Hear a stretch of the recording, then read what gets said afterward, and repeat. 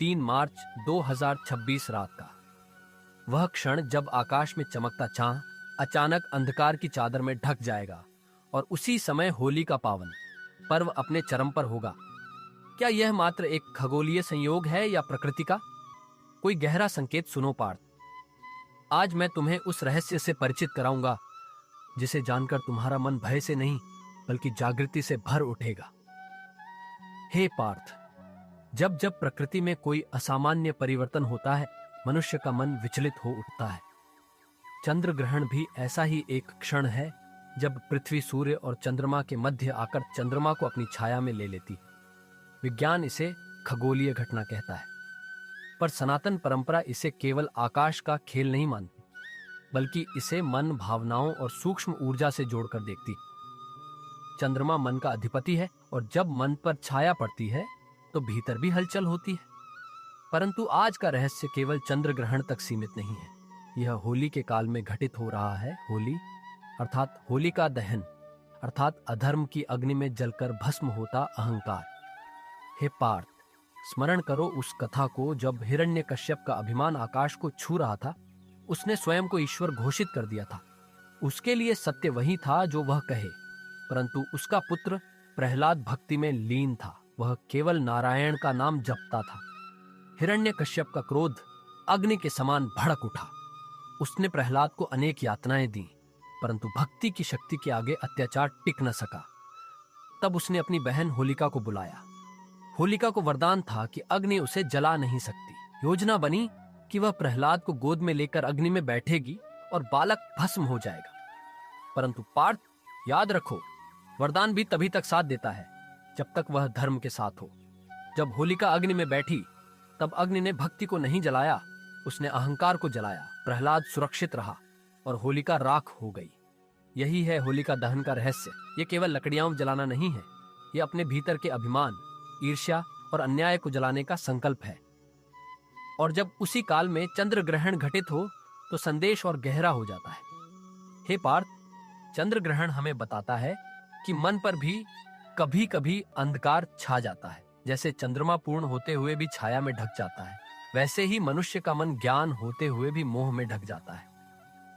3 मार्च 2026 की वह रात तुम्हें यह सिखाने आएगी कि अंधकार स्थायी नहीं होता। कुछ समय के लिए चंद्रमा लुप्त सा प्रतीत होगा, लोग आकाश की ओर देखेंगे और आश्चर्य करेंगे, परंतु याद रखो, छाया हटेगी और चंद्रमा फिर पूर्ण तेज से चमकेगा।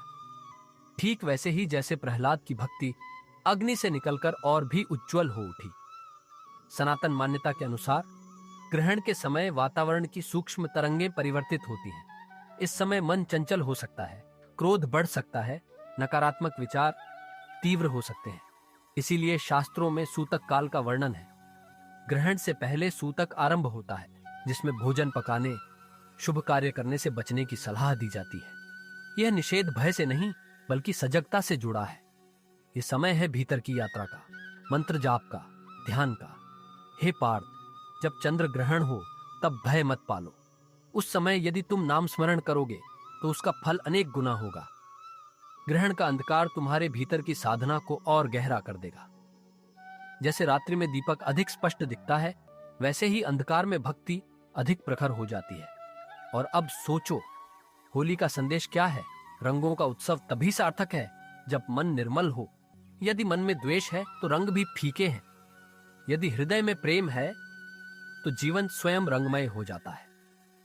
चंद्र ग्रहण और होलिका दहन दोनों मिलकर तुम्हें यही सिखाने आए हैं कि अपने भीतर के अंधकार को पहचानो, अहंकार की होलिका जलाओ और मन के चंद्रमा को पुनः प्रकाशित करो। हे पार्थ, लोग पूछेंगे क्या यह ग्रहण खतरनाक है? मैं कहता हूं, सबसे खतरनाक वह ग्रहण है जो तुम्हारे विवेक पर लगता है। जब क्रोध तुम्हारे निर्णय को ढक ले, जब लोभ तुम्हारी दृष्टि को अंधा कर दे, जब मोह तुम्हें सत्य से दूर कर दे, वही वास्तविक ग्रहण है। आकाश का ग्रहण कुछ घंटों में समाप्त हो जाएगा, पर मन का ग्रहण यदि हटाया न जाए तो जीवन भर अंधकार दे सकता है। इसलिए 3 मार्च 2026 की रात को केवल आकाश मत देखो, अपने भीतर भी देखो। जब चंद्रमा ढके तो समझो यह संकेत है कि तुम्हें भी अपने मन की छाया हटानी है। जब होलिका की अग्नि प्रज्वलित हो तो उसमें अपने दोषों की आहुति दो। क्रोध को समर्पित करो, अहंकार को अर्पित करो, ईर्ष्या को त्याग दो। हे पार्थ, विज्ञान और अध्यात्म विरोधी नहीं है। विज्ञान बताता है कि पृथ्वी की छाया चंद्रमा पर पड़ती है। अध्यात्म कहता है कि इस क्षण का उपयोग आत्म जागरण के लिए करो। दोनों सत्य हैं। जब तुम दोनों को स्वीकार करते हो तब तुम्हारा ज्ञान पूर्ण होता है। ग्रहण के बाद स्नान और दान का महत्व इसलिए बताया गया है कि शुद्धि केवल शरीर की नहीं, भावना की भी हो। दान से तुम्हारा अहंकार कम होता है, सेवा से मन पवित्र होता है, और जब मन पवित्र होता है तब कोई ग्रहण तुम्हें विचलित नहीं कर सकता। स्मरण रखो, होलिका का अंत इसलिए हुआ क्योंकि उसने अपने वरदान का उपयोग अधर्म के लिए किया। यदि शक्ति का उपयोग गलत दिशा में हो तो वही शक्ति विनाश का कारण बनती है।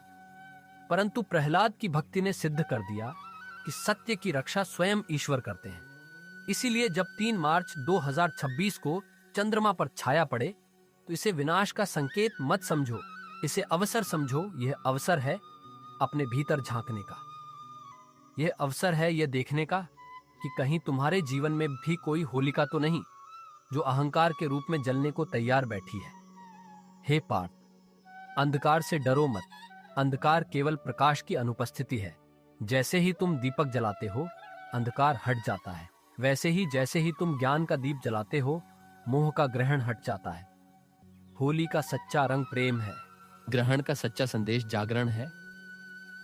यदि तुमने यह समझ लिया तो तुम्हारे लिए 3 मार्च 2026 भय का नहीं बल्कि परिवर्तन का दिन होगा।